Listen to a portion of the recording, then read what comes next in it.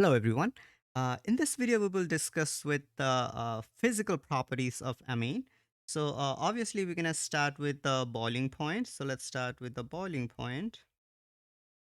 So how does the boiling point gets affected in amines, right? So if you look at the amine structures, so amine has one. Let's follow this pattern the way we have been drawing. So let's say this is methenamine, right? So you have one carbon atom and amine. So what do you see here? You have two hydrogens. So what does this mean if you have two hydrogens? They can form hydrogen bonds. But to form hydrogen bond, the hydrogen must be attached to an electronegative atoms. So in this case, nitrogen is an electronegative atom, and the hydrogen is attached to an electronegative atom, so which means this can form hydrogen bond. So amines, just like alcohol, can form hydrogen bond. So how does the hydrogen bond formations can happen? So all you have to do is just stack them, and CH3. So these two can form hydrogen bond. Then you can have another N, CH3, H, H here. These can form hydrogen bond. So you could see here, each amine can form two hydrogen bond because they have two hydrogen. What kind of amine is this one? This is a primary amine.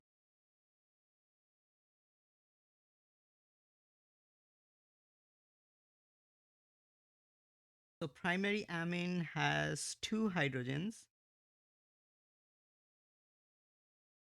So can form two hydrogen bonds. Now let's draw a secondary amines. So if we have secondary amines, CS3, N, CS3, and H. So how many hydrogen this one has? So this one has only one hydrogen. So because it has only one hydrogen attached to it. So this is our secondary amines. So secondary amines can form only one hydrogen bond amongst themselves,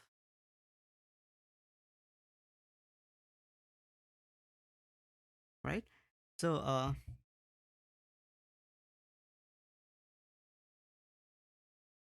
so do you see a pattern? Which one is better, two or one? So obviously two is better, right? So if we have a tertiary amines, so let's draw a tertiary amines. So you can see tertiary amines does not have any hydrogens, right? See. So this one, no hydrogen attached to the nitrogen. So this one, no hydrogens. So nitrogen doesn't have any hydrogen. So this means, so if there is no hydrogen, so that means no chance of hydrogen bonding with itself. So it cannot form hydrogen bonding with itself. So can you see a pattern? So this one here form two hydrogen bonds. So obviously this one is bit better. This one is one hydrogen, so it's slightly worse.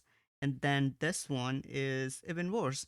So if we have three amines with equal or comparable molecular mass, so let's draw a three structural isomers of each other. So remember, the mass affect the boiling point. So higher the mass, higher the boiling point. So when you are comparing between primary, secondary, and tertiary, make sure you have comparing with the same mass, because if you don't, then it's kind of a play and miss game. So you have to know the actual number. But if you are just gonna say, just by looking at the structures, make sure they all have the similar mass. So let's say we have three different amines and they all have equal mass. CH3, CH2, NH. Let's add another one. CH2, NH2. So this is a primary amine. They're running like this. This is a primary amine. So let's draw a secondary amines with equal mass. Is 3, is 2. I'm gonna end here. Is 3 here. H. You see, I still have the 3 carbon atoms, so I still have 3 carbon atom here. Now I'm just gonna draw a third one. Is 3 and is 3, and I still have the exact same 3 carbon atoms, right? So this is primary, this is secondary, and this is tertiary. So I still have the exact same mass. So if I have to compare who should have the highest boiling point, well, our answer is pretty obvious. So this one has 2 hydrogen bond possibilities. So if you have 2 hydrogen bonds, that means the attraction force would be stronger. So attractions between the molecules,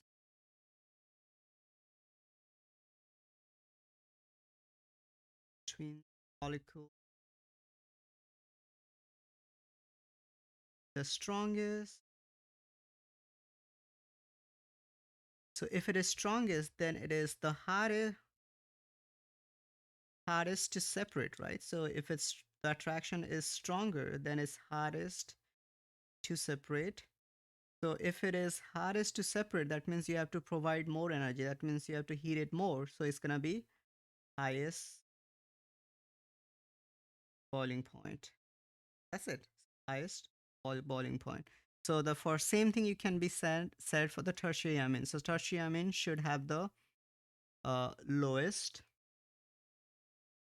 boiling point. And that's kind of pretty obvious if you compare the actual number, which you don't have to memorize. So your boiling point for this is 48 degrees Celsius, and this is 37, and this is 3 degrees Celsius, right? Yeah. So that's about the boiling point comparison between a primary, secondary, and tertiary. Make sure they are equal mass. And the next thing is if you want to compare between alkane, amine, and alcohol. So alcohol has OH, amine has NH, and alkane is non-polar, right? So the NH hydrogen bond is, this hydrogen bond is weaker than the OH hydrogen bond. So this NH hydrogen bond is weaker than the OH hydrogen bond here. So this means amine should have lower boiling point than alcohol. And the reason the hydrogen bond is weaker in amine because nitrogen is a lesser electronegative atom, whereas oxygen is more electronegative atom. So the polarity here gets much widespread than the NH. So as a result, uh, if if you have two compounds with equal or similar molecular mass, and then you will get your alcohol is going to have higher boiling point. So amine uh, has lower boiling point than alcohol if they have equal or similar mass. This is important because if the mass is big different, if there's a big difference in the mass, then it's kind of harder to just harder to say it just by looking at it. If they have equal or similar, that's pretty much ugly rectangle. All right, so let's move on to solubilities.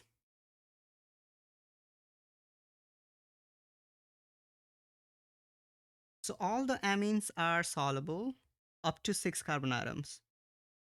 So all the amines, it doesn't matter primary, secondary, or tertiary. They're all soluble up to 6 carbon atoms. So as long as you have 6 carbon atoms, they are all soluble. And why is that? Why are they soluble? The reason compounds are soluble because they can interact with water. And if you look at the structure of amine, what are amines? Let's say we draw this one, N, H, and H. So these hydrogen can interact with the oxygen, right? From water. This hydrogen can interact with oxygen. So you know why I'm interacting hydrogen with oxygen? Because hydrogen is always delta positive. This is delta negative, delta positive. And why hydrogen is delta positive and nitrogen is delta negative? Because nitrogen electronegativity of nitrogen is pretty high. So it's going to pull this electron towards itself. As a result, it's going to get more negative charge. So that's why it's called delta negative. And this is delta positive. So obviously it's going to get attracted anything that is delta negative. So in this case, in water case, this is negative.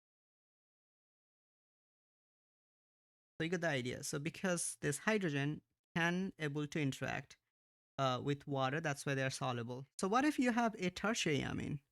So if you have a tertiary amines, CH3 and CH3. CH3, this is the tertiary amine. So in this case, this was primary. Now this is tertiary. So if you have a tertiary amines, nitrogen's is still gonna be delta negative because it can pull electron away from this NC bond a little bit. Not as good, but it will be able to pull the electron towards itself. So nitrogen is delta negative, and also it doesn't have to be delta negative. It has a lone pair, right? So this lone pair technically can interact with water to create the hydrogen bond, right? So, so because of this particular property, it is still be able to interact with the water. So as a result, our tertiary amines are also soluble.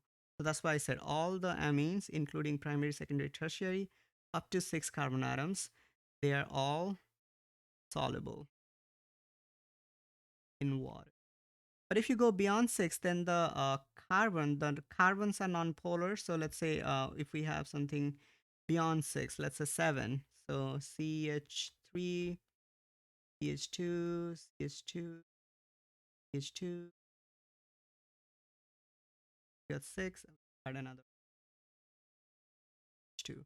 So it has 7 carbon atoms, and so this is nonpolar. So all of these are nonpolar. So nonpolar becomes the dominant factor. So it doesn't matter even if this portion is polar, because the nonpolar becomes dominant. As a result, it will be less soluble, slightly soluble. All right. Okay, let's stop here.